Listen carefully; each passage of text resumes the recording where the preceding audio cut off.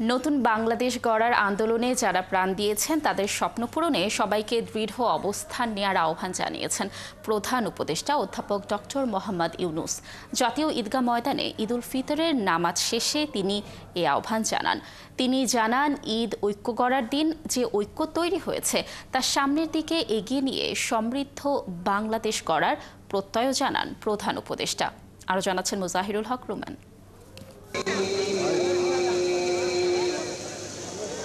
ঈদুল ফিতরের নামাজ আদায়ে সকাল ৬টা থেকেই জাতীয় ঈদগাহে জড়ো হতে থাকেন মুসল্লিরা। নিশ্ছিদ্র নিরাপত্তার মধ্য দিয়ে একে একে মুসল্লিরা ঈদগাহে প্রবেশ করেন। সকাল ৮:৩০টায় নামাজ হলেও তার আগেই কানায় কানায় ভরে যায় ৩৫,০০০ মানুষ ধারণ ক্ষমতার ঈদগাহ মাঠ। সরকারের উপদেষ্টা, বিচারপতি ও বিভিন্ন রাজনৈতিক দলের নেতা সহ বিভিন্ন শ্রেণী পেশার মানুষ এই ঈদ জামাতে অংশ নেন। আসেন অন্তর্বর্তী সরকারের প্রধান উপদেষ্টা অধ্যাপক মোহাম্মদ ইউনুস। নির্দিষ্ট সময় নামাজ শুরু হয়। নামাজ শেষে প্রধান উপদেষ্টা দেশে ও দেশের বাইরে থাকা সকল বাংলাদেশিকে ঈদের শুভেচ্ছা জানান। যারা বাংলাদেশিরা আছেন পৃথিবীর বিভিন্ন দেশে,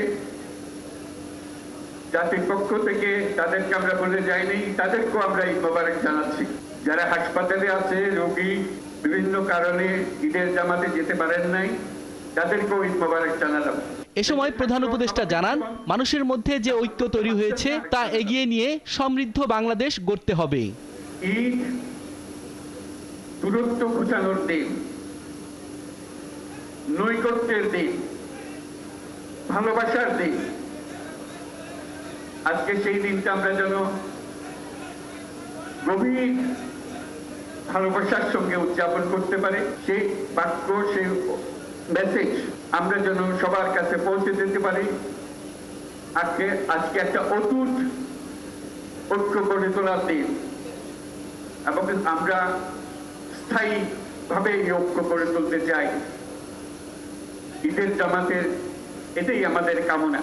নতুন বাংলাদেশ গড়ার লড়াইয়ে যারা আহত হয়েছেন তাদের দ্রুত সুস্থতা কামনা করেন। আর যারা এই যুদ্ধে প্রাণ দিয়েছেন তাদের স্বপ্ন পূরণে দৃঢ় প্রত্যয় জানান অধ্যাপক মোহাম্মদ ইউনুস। যারা নতুন বাংলাদেশের স্বপ্ন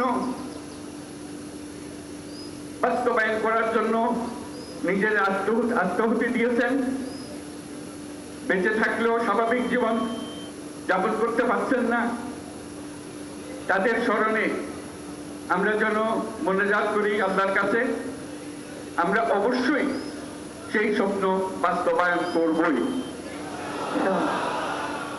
যত বাধা সত্ত্বেও, যত বাধাই আসুক, আমরা ঐক্যবদ্ধ জাতি হিসেবে এই নতুন বাংলাদেশ গঠন করব ইনশাআল্লাহ।